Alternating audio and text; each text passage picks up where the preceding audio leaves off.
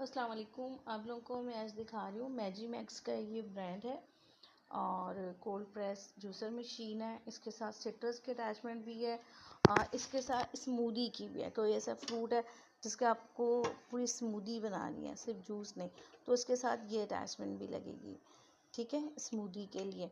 और ये निकालेंगे तो फ्रेश जूस के लिए, ठीक है। मैं आपको उसके साथ चला के चेक करवा रही हूँ। बहुत अच्छा, काफ़ी एक्सपेंसिव हाई ब्रांड है ये, ठीक है। इस तरह से ये लॉक हो जाएगा यहाँ पे, ठीक है। इस तरह से यहाँ से लॉक हो जाएगा। आपको ये चला के चेक करवाती हूँ।